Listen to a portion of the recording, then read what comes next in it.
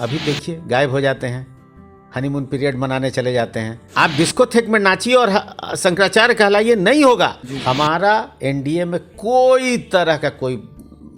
किसी तरह का बाल भर भी प्रॉब्लम नहीं है। नमस्कार, आप देख रहे हैं लाइव सिटीज। मैं हूं आपके साथ सौरभ राज। क्या बिहार में मध्यावधि चुनाव होगा? क्योंकि नेता प्रतिपक्ष तेजस्वी यादव ने साफ साफ कहा है कि बिहार में कभी भी चुनाव हो सकते हैं, क्योंकि बिहार में नीतीश कुमार एनडीए के अंदर सहज महसूस नहीं कर रहे हैं। हमारे साथ है जदयू नेता हर्षवर्धन सिंह। इनसे जानेंगे कि क्या नीतीश कुमार एनडीए के अंदर फंस चुके हैं, क्योंकि जिस तरीके से नीतीश कुमार ने भी साफ साफ कहा है कि जो मंत्रिमंडल विस्तार में देरी हो रही है उसके लिए बीजेपी जिम्मेदार है।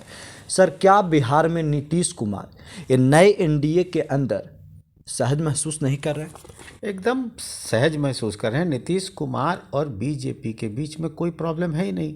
जेडी और बीजेपी का प्रॉब्लम नहीं है। जेडी बीजेपी की अपनी जो चीज़ें हैं जिसके कारण वो नाम नहीं दे रही है, इस कारण से लेट हो रहा है। उसमें और कोई बात नहीं है। जब वो नाम दे देंगे, नीतीश कुमार जी ने तो स्पष्ट कहा सब लोगों के सामने कि वहाँ से मेरा नाम आया नहीं है। नहीं तो बाकी चीज़ें सारी क्लियर हैं। तो इसमें जेडीयू में और बीजेपी में कोई कन्फ्रंटेशन का बात है ही नहीं। तेजस्वी यादव ने कहा है कि बिहार में मध्यावधि चुनाव होंगे कभी भी, इसलिए उन्होंने अपने लीडर को आगाह कर दिया कि रेडी रहिए। असल बात क्या है ना, तेजस्वी यादव जी या विपक्ष हमेशा मुंगेरी लाल के हसीन सपनों में रहता है। अभी हार बर्दाश्त हुआ नहीं है उन लोगों को। बहुत नज़दीक से हारे हैं, इसलिए और बर्दाश्त नहीं हुआ है। तो ये हार तो हार होता है। 1 वोट से हार हो या 1 लाख वोट से हार हो, 1 सीट से हार हो या 1000 सीट से हार हो, हार हार है। तो हार बुरी तरह हारे हैं लोग। हार बर्दाश्त नहीं हो रहा है तो उनको लग रहा है कि कोई रास्ता। और उसके बाद अभी देखिए गायब हो जाते हैं, हनीमून पीरियड मनाने चले जाते हैं। जब फुर्सत में आते हैं तो उनको कुछ ऐसा ज़रूर बोलना होता है जिस पर कि उनको कोई तवज्जो दे, डिस्कशन हो, कोई नई बात हो, कुछ राजनीति हो। क्योंकि पीछे 1 महीना गायब हो जाते हैं, 1.5 महीना गायब हो जाते हैं। तो जब उनका कोई पता नहीं होता है, ना उनके परिवार को, ना उनके किसी को, ना कहीं भी पता नहीं। सर, बहुमत आप लोगों को मिली है, सरकार आप लोग चला रहे हैं, आप लोग लगातार तेजस्वी यादव के ऊपर सवाल उठा दे रहे, वो है नहीं है। सरकार तो आप लोग चलाइएगा ना, क्योंकि तेजस्वी यादव का कहना है बिहार में आप लोग के कंट्रोल में कुछ है ही नहीं, ना क्राइम है ना करप्शन है। 110 सीट को लीड कर रहे हैं तेजस्वी यादव, 110 सीट को। उसके विपक्ष के नेता हैं, उन पर कोई ये नहीं है। उनके पीछे जो लगे लोग विधायक हैं, उनका कोई मतलब नहीं है। इसका मतलब कि आप उनके लिए कुछ भी नहीं करना चाहते हैं। आपने एक सीट जीत लिया और चल दिए। आपका उनके प्रति कोई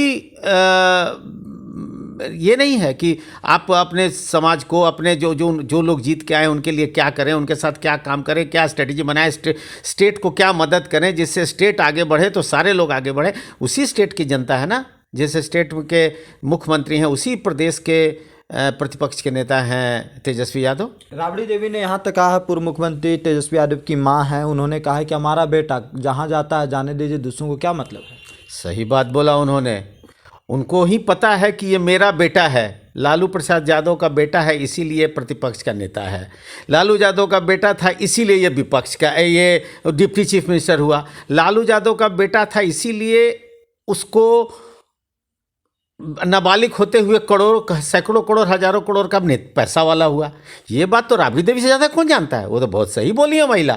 लेकिन मेरा मानना है कि जब आपने उनको विपक्ष का नेता बनाया है, 110 विधायक का नेता बनाया है, तो आदमी आपको उसकी रिस्पॉन्सिबिलिटी लेनी पड़ेगी और उनको आपको देनी पड़ेगी और उनको लेनी पड़ेगी। आप ऐसे नहीं हो सकता कि आप बिना वेद और पुराण पढ़े शंकराचार्य हो जाइए, बिना हज गए हाजी हो जाइए। आप डिस्कोथेक में नाचिए और शंकराचार्य कहलाइए, नहीं होगा। आपको राजनीति में आप एक रामसुंदर दास जी चीफ मिनिस्टर बिहार होते थे, मैं उनको बड़ी इज्जत करता हूँ। वो कहते थे कि बिना त्याग, जो त्याग नहीं कर सकता वो किसी को कुछ दे भी नहीं सकता है। तो पहले तेजस्वी यादव को त्याग करना सीखना होगा। अपने जो कम उम्र का जो उनका शौक सब है उसको त्याग करना होगा, तब वो जनता के बीच जाएंगे, तब जनता उनके पीछे आएगी। तेजस्वी यादव लगातार सवाल आप लोगों के ऊपर छोड़ रहे हैं, पूछ रहे हैं कि न विद्यार्थियों के हित में आप लोग कोई काम करते हैं और न लोगों की सुरक्षा को लेकर के आप लोगों का कोई एजेंडा है, इसीलिए छात्रों के ऊपर लाठीचार्ज कर दिया जाता है।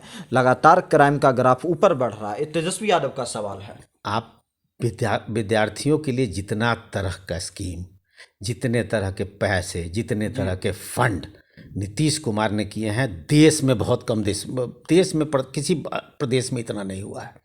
सब के लिए अलग से उन्होंने किया है।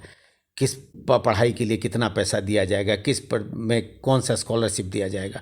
नीतीश कुमार ने तो इस पर भयानक काम किया है। इस पर जो सवाल उठा रहा है, इसका मतलब कि प्रतिपक्ष के नेता को सच में सामान्य ज्ञान नहीं है, जो राबड़ी देवी कह रही हैं कि उनका बेटा है, वो प्रतिपक्ष का नेता नहीं है, सामान्य ज्ञान नहीं है। उनको ये सब पढ़ना चाहिए। और क्राइम की बात कर रहे हैं, क्राइम पर लगातार मेहनत हो रहा है, तो क्राइम पे काम हो रहा है। और क्राइम में कभी भी इस समय में ऐसा माहौल बिहार में इन लोगों ने क्रिएट करके रखा है, उसके बावजूद क्राइम पर भयानक काम हो रहा है। और रोज़ डीजीपी से मुख्यमंत्री की लगातार खुद मीटिंग कर रहे हैं। कभी किसी मुख्यमंत्री ने इतना मेहनत किया है क्या क्राइम पर, जितना क्राइम पर काम कर रहे हैं नीतीश कुमार जी।